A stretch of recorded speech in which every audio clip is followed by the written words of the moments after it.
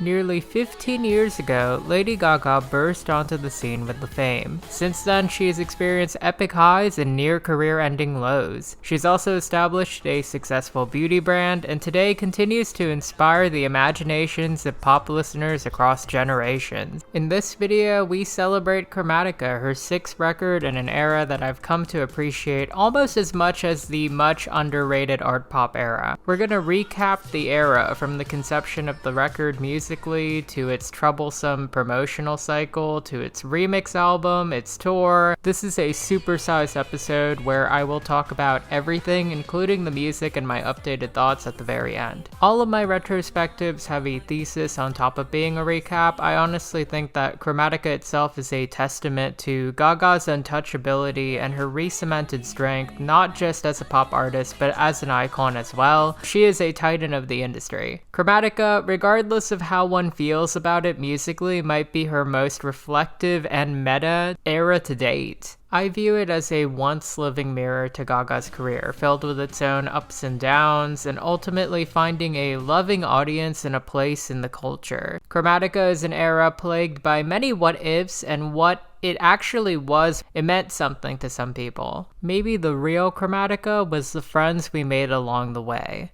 But jokes aside, let's recap how we even got to this era in the first place. Fresh off the success of A Star Is Born, Gaga completed a redemptive cycle with the general public that started with the now iconic Sound of Music tribute at the Oscars and ended with, well, an actual Oscar. I did speak about Joanne in its own video, but I do want to bring up how it came across as a search for authenticity through rock and acoustic sounds, as well as an emotional unpacking of familial trauma. Gaga's never been a stranger to sing about her inner world, but Joanne felt like a start of that. While some critics and fans felt like it wasn't effective, the era was a modest commercial success and established a long-standing working relationship with Blood Pop, one of the architects behind Joanne and later Chromatica itself. The Cure, a standalone single released during the iconic Gaga Coachella set of 2017, as well as the soundtrack for A Star Is Born that came after. These two works set up so many paths for Gaga. For one, they connected with the general public in a way that Joanne just never did. The song Shallow itself became an iconic song in the canon of film musicals itself and hit #1 on the charts. Other songs on that album, like Always Remember Us This Way, they charted modestly on Gaga's renewed star power, especially with the older demographics. While the poppier tracks for the Ally Main section, like Hair, Body, Face, and Why Did You Do That, they captured the attention of fans waiting for a proper Gaga return to pop. And return she did. According to a Rolling Stones article, the true origins of LG6 harken back to sessions Gaga conducted with Blood Pop for A Star Is Born. While none of their tracks did make the cut for the film, a demo for what would become Stupid Love caught Gaga's attention while she was touring Joanne in 2017. Blood Pop would present the track to Max Martin, who would elevate it to what it is today. 2018 proved to be a busy year for Gaga between the launch of 2 residencies in Vegas, promoting A Star Is Born. There can be 100 people in the room.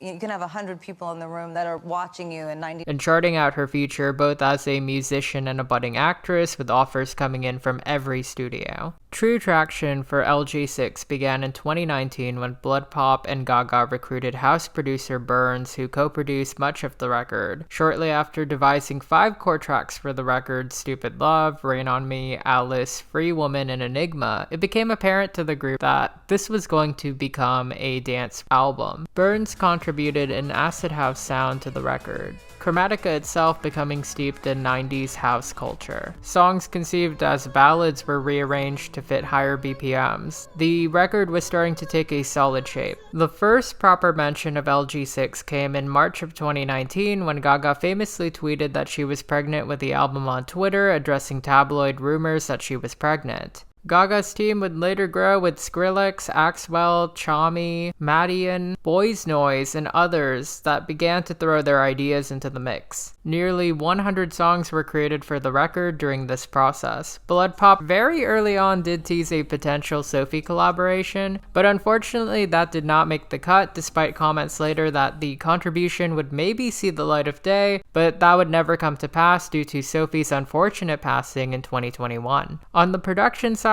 Axwell polished Alice and Free Woman and would contribute Sign from Above, initially written for Elton John, who Gaga would duet with on the final track. Also featured on the record was fellow pop sensation Ariana Grande and the K-pop girl group Blackpink. Skrillex, who had done remixes of Gaga's work but never actually met her, worked with her on Plastic Doll, a deep cut about being manipulated and played with by a bad partner. Skrillex previously worked with Blood Pop on Justin Bieber's Purpose. Madian, a holdover from the art pop era, reunited with Gaga to deliver 911, a rich, layered Euro disco dance track that tackled heavy themes about self-sabotage, mental health, and antipsychotic medication. Gaga felt the lyrics so deeply that she had to record the track in a near pitch black room, even wearing a wig to give herself some emotional distance from the song, as she relived everything with each take. It was becoming apparent that this album would center around Gaga's journey to self-healing through the power of dancing through the pain. Chromatica dives into Gaga's inner battles, insecurities, and trauma, but recasts the pain into cathartic bops that share her triumphs over these struggles in hopes of inspiring her audience. Ironically, I'd argue that Chromatica is a far more personal and authentic record than Joanne, both in its intent and sound, despite being electropop.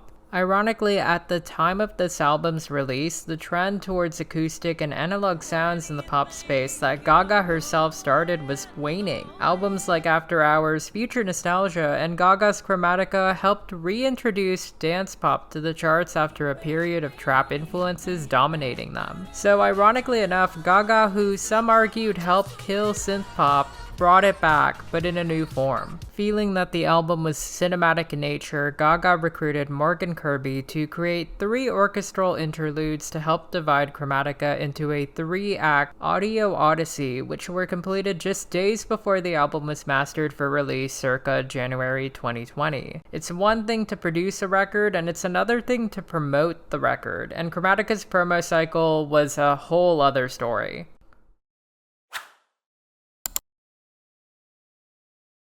Many pointed their fingers at Interscope and its wishy-washy support for art pop's underperformance. I argued in my video essay an unexpected managerial split, and Gaga's perfectionism was a huge factor in art pop's unraveling. Where internal conflict plagued art pop, Chromatica ultimately faced an external world of insurmountable challenges. Both Interscope and Gaga's manager Bobby Campbell were fully committed. Campbell actually said that he planned this era for 18 months, comparing it to a blockbuster movie at one point. The Interscope CEO even went to go on to say that it was one of the best album rollouts planned ever. And well, like all best-made plans, things went awry. It all started in January 2020 when a snippet for the eventual lead single Stupid Love leaked online, leading to the song title trending on Twitter. The full song eventually did leak, causing Gaga to post this iconic tweet, "Can y'all stop?" in response. The song would eventually be announced at the end of February with a stunning billboard. Fun fact, just one day before the song, we got an unhinged op-ed from Gaga's then boyfriend's ex about how wild it was to find out that he was dating Gaga. On February 28, Stupid Love dropped along with a shot on iPhone music video that introduced us to the world of Chromatica, a fictional planet divided into different tribes represented by their own emblem and color. Gaga starred as a member of the Kindness Punks, the Pink Tribe, as she journeys to unite warring factions through the power of song and dance. It's a very high-concept sci-fi music video that introduced a rich, sprawling world of visuals inspired by classics like Mad Max and Alien. Early album promo really did emphasize this world-building aspect that unfortunately would never really come to amount to anything. But hey, we got a cool map out of it. Stupid Love debuted in the top 5 of the Billboard charts, her highest debut since Edge of Glory in 2011, and was critically lauded as a solid return to form. Shortly after, Gaga would announce the album Chromatica along with its emblem of a sign, the mathematical symbol for sound. She also announced a 6-city stadium tour, the Chromatica Ball. The album was slated for an April 10th release date. At the same time, the COVID-19 pandemic began to take hold in the United States. Just 1 week after the album announcement, stay-at-home orders began to come into effect. On March 24th, Gaga indefinitely delayed Chromatica, as well as her Vegas shows, and revealed a scrapped Coachella surprise performance. In this message, she urged her fans to stay at home and promised that some surprises would live to see another day. Without a revised release date, April 10th came and went, but April did bring the cover reveal. It was shot by Norbert Schwerner and shows Gaga in hot pink hair, a sick futuristic bodysuit with spikes, platforms, claws, and a bionic arm. She's laid up on a metal grate in bright neon pink light, crushed under the weight of a metallic sine wave. Gaga also appeared on the One World Together at Home fundraiser for the World Health Organization, where she sang Charlie Chaplin's Smile, which felt prophetic,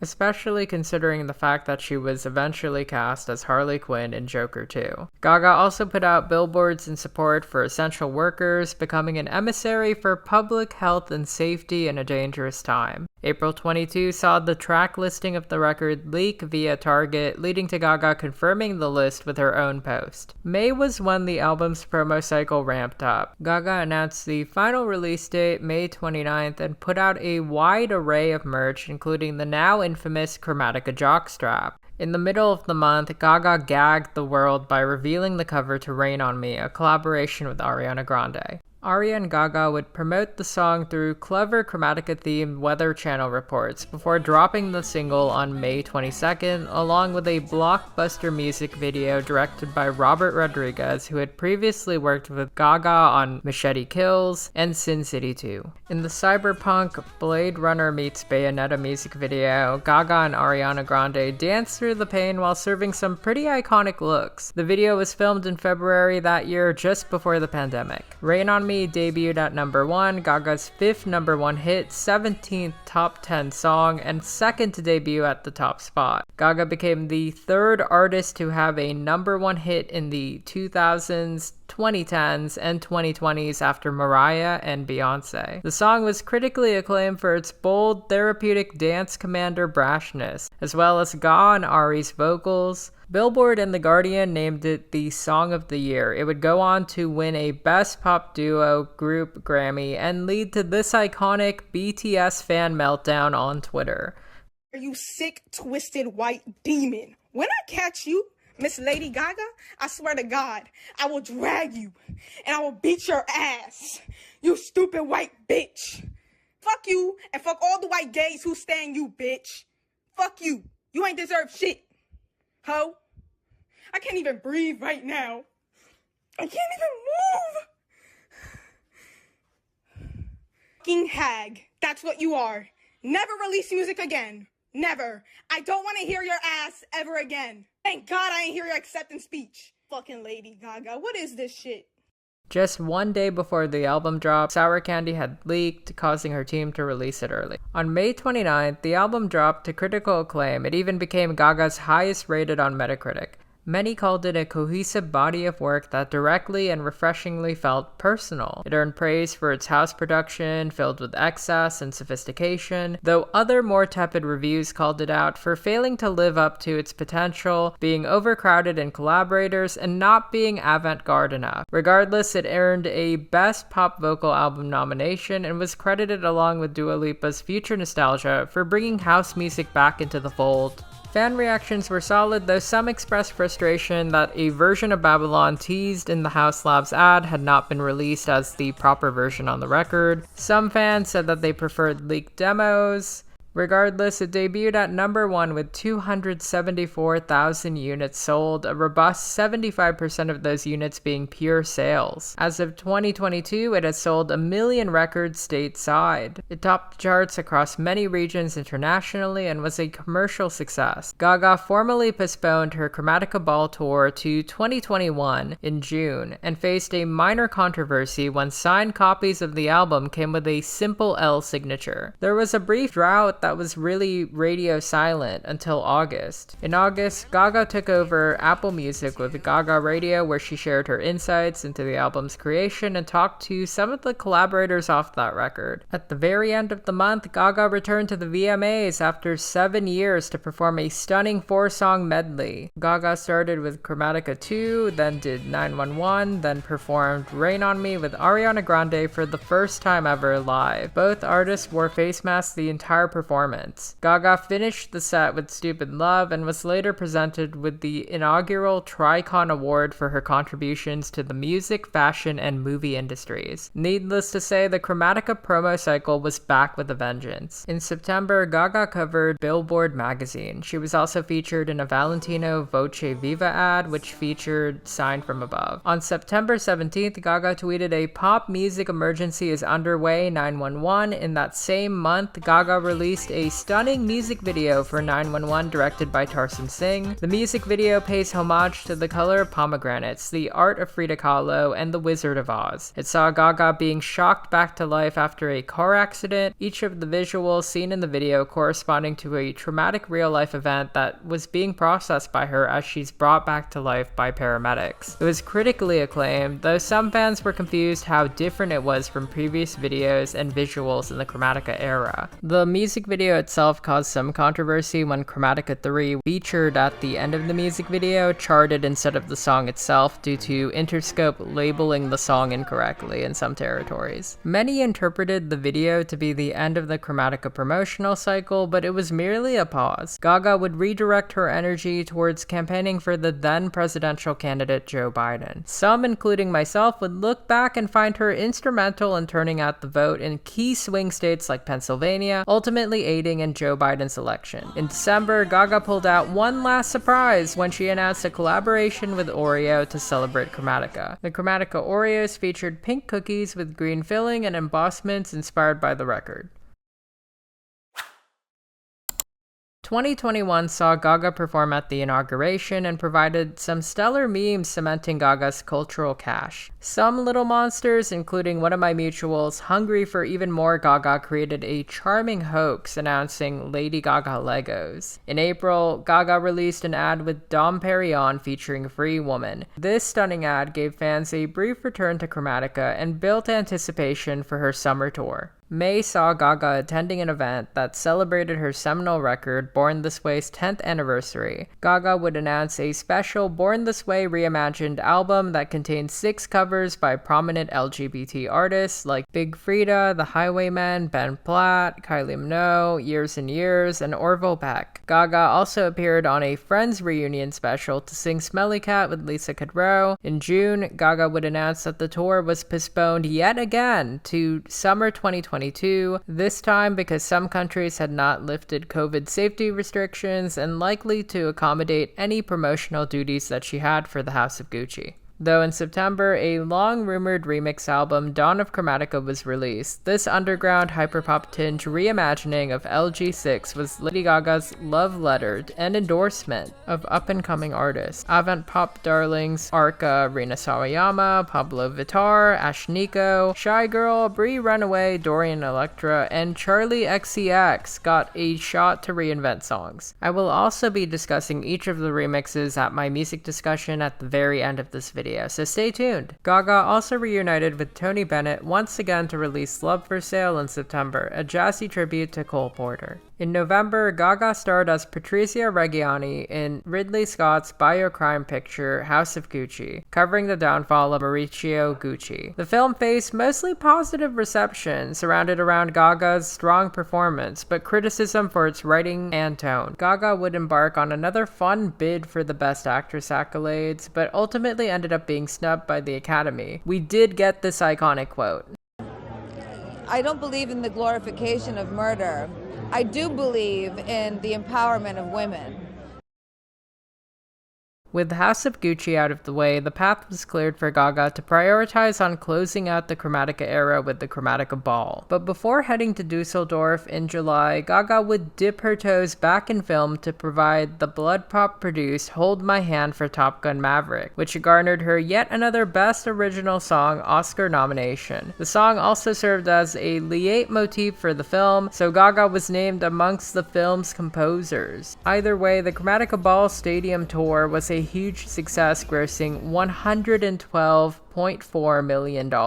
It spanned from July to September, touched 3 different continents, and was critically acclaimed across the board. Each show contained a mix of her greatest hits alongside a selection of Chromatica fan favorites. I attended the LA show, which was professionally recorded for a project that has yet to be released. The stage design was inspired by brutalist architecture. Gaga described it as a hard look at yourself, what you've been through, the show being a celebration of art, fashion, dance, music, and technology. It also featured flamethrowers, 2 catwalks, 5 5-story screens, and a smaller B stage for the piano portion of the tour. The design of the show touched on her grief and the impact that it's had on her life. Gaga's fashion on the tour veered closer to her edgier, darker aesthetics from years past, featuring designs by Alexander McQueen, Dead Lotus Couture, and her sister's brand Topo Studio New York, amongst many. The color gold was emphasized throughout her outfit. The ball was divided into 5 acts, each punctuated by its own visual film, though many singled out the 4th act, which featured Gaga performing a stripped-down set on piano as the highlight of the show. On some dates, Gaga would replace 1,000 Doves with Angel Down and would share her beliefs about the state of the world in America. Hold My Hand would serve as the encore on each show, and my favorite line from the tour is, "You may not always hold my hand, but I'll always hold yours." She always said it at the end of the encore, and it was so touching to hear live. As someone who attended the show, it was a world-class tour worth the wait, a fun mix of the old and new that would genuinely make a fan out of anyone who went. Even though many fans have taken wonderful videos of the tour, I do want the professional recording in my hands right now. Ironically, much like how the era began, an uncontrollable circumstance caused Gaga to delay and abruptly end her final tour date in Miami when a torrential downpour happened. We did get this iconic moment. Rain on Maine! Gaga would go on to apologize and thank fans for their patience in a video that more or less closed out the Chromatica era. The Chromatica era was imperfect, constantly embattled by the world. The initial rollout plans were scrapped because of the pandemic. Civil unrest due to the murder of George Floyd cast a dark shadow on its opening weekend. Many worried that the tour wasn't even going to happen. Even at the very end of the tour, a thunderstorm prevented a triumphant finale. The era seemed to be cursed. And even with all of that, Gaga persisted and was largely successful. I don't think anyone can spin Chromatica as a failure. For one, it spawned 2 top 5 singles, one of which that won a Grammy, and it debuted at number 1, so commercially it wasn't a failure. Culturally, people still talk about the Oreos and the jockstraps and Rain on Me. The tour happened and was a major success overall. Gaga even managed to score some major cred as an actress in between. Right before the era's end, Gaga was cast as Harley Quinn in Joker 2, even teasing her evil laugh during the tour. Objectively speaking, Chromatica didn't end up being another art pop era because she had managerial and label support. Her little monsters didn't abandon her, and she didn't quit.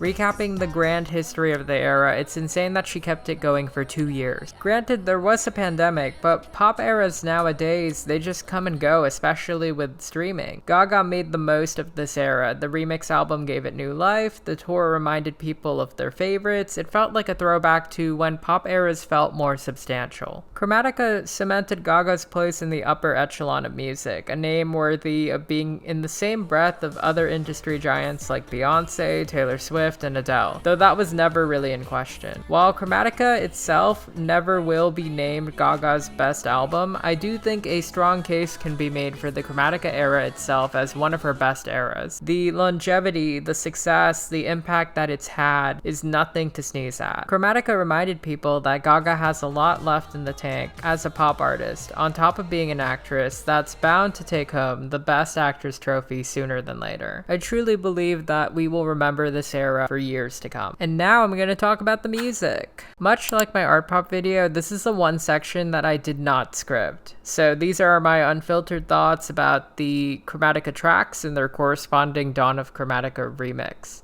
Chromatica 1's always been a stunning cinematic welcome into the album's world. It reminds me of Zelda in some ways. It evokes the hero's journey crossing the threshold, which ties into Alice so well. Alice is definitely a highlight of mine. It's a worthy deep cut. Everything about it screams seminal Gaga, from her haunting vocals to the overall tight construction of the song. When she says, "Take me home, take me to Wonderland," she's embracing the madness of her life and the journey that she's taking. The second verse's delivery is so unique, so dancey, it's very kinetic, much like the song. I really had wished it gotten the single treatment.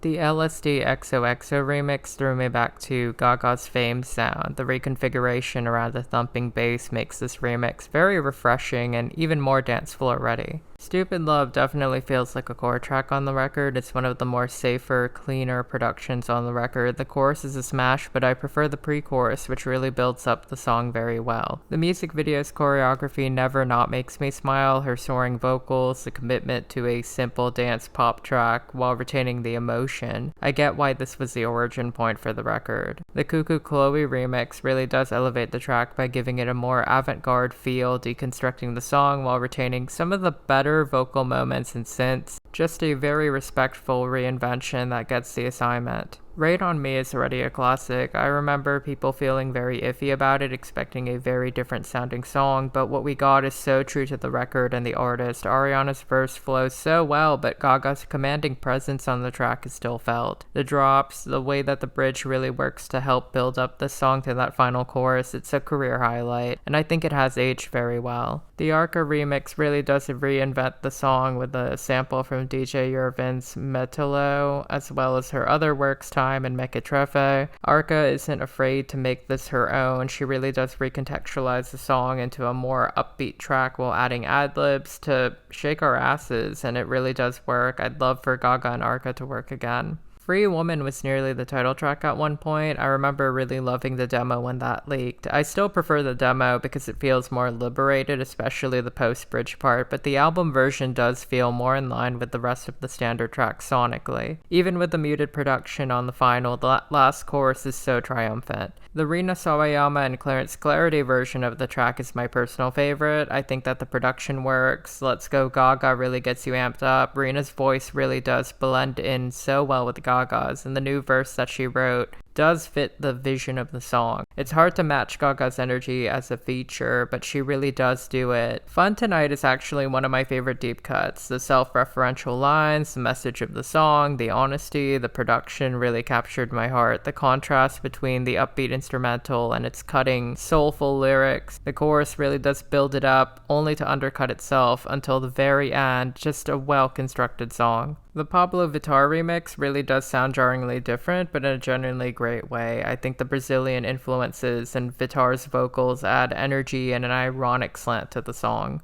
Chromatica 2 is such a perfect interlude. There's a reason why people have made it into a musical meme. It fits so many different songs so well. It evokes Jaws in some respects, but how it crashes into 911 is just perfect. 911 is my personal favorite off the album. There's just something so inventive about it. The track is never boring. The verses are just as good as the pre-chorus and the chorus itself. I think even people who hate Chromatica like this track. It really is that track that lives up to the promise and the visuals of the era. Ironically, its video abandoned those. It's just a really career-defining deep cut for me. The A.G. Cook Charlie XCX remix really did live up to the hype. Like, Charlie just comes in and she takes ownership of this track with 3 different verses. Her confidence exuded on this, like how A.G. and her gave it a Pop 2 makeover. It's truly futuristic and probably one of my favorite Charlie projects in general. It was a dream come true to me. Plastic Doll was a standout for me on first listen. Skrillex and Gaga make this really thrilling deconstruction of the pop star. The song itself is very meaningful role, but the way that Gaga vocalizes, the raw emotion of her voice, the animated production, it really does manage to keep 911's momentum going. I would have loved to hear Sophie's take on this had she been alive during the remix album. Ashnika's remix does give this track a more bubblegum feel to it that works. Her verse really does play with the beat and adds more context to the song. I really did like how brave it was for the artist on this remix album to add their own words to Gaga's existing songs. It's tempting not to and just to sing along, but many of them do add something new. Sour Candy with Blackpink is just full-on funhouse music. The song's pretty simple, about acceptance with a side of sass. I really did like how each girl brought their own personality and trademarks to the song. They sound really good with Gaga. The sample of Maya Jane Cole's What They Say works, even if it has been done a million times over. The Shy Girl Muramasa remix,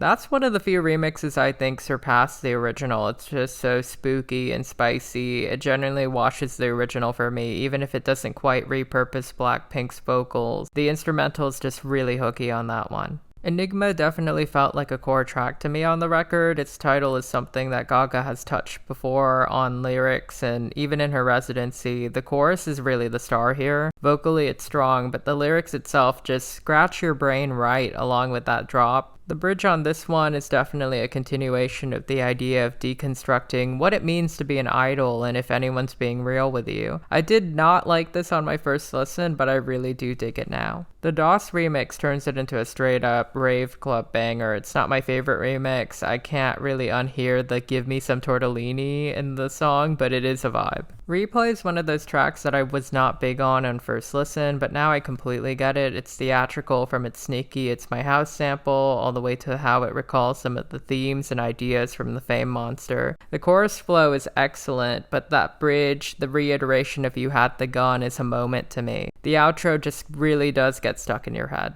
Dorian Electra's remix is for sure polarizing. I really did on one hand like the rock direction they take on the track, but on the other, their vocal delivery on their verse needed me to really just look up the lyrics again. I like Dorian quite a bit, but sometimes their maximalism just doesn't click for me, but the remix did win me over by the end of the song. It's just not my favorite. Chromatica 3 is such a good interlude because it does signal the beginning of the end and a transition towards the album's last section. Sign from Above was another grower for me. It's dynamic, it's sleek, Elton sounds great on it, as does Gaga, but it is missing some special sauce for me up until the very end where you really get swept up into a digital inferno. The Chester Lockhart Mood Killer and Little Texas remix is camp hyperpop insanity that'd probably give Elton John a heart attack. It verges on the edge of shitpost way too much, especially towards the end. It's a mood listen. If it does not work for you, it will not work for you ever. 1,000 Doves gets so much irrational hate. I love it. I think it's such a powerful song about uplifting others. It's a break from the chaotic dancing. The lyrics definitely evoke ASIB in the best way. The piano version itself, which I guess is the demo, confirms that to me. The Planning to Rock version is cute.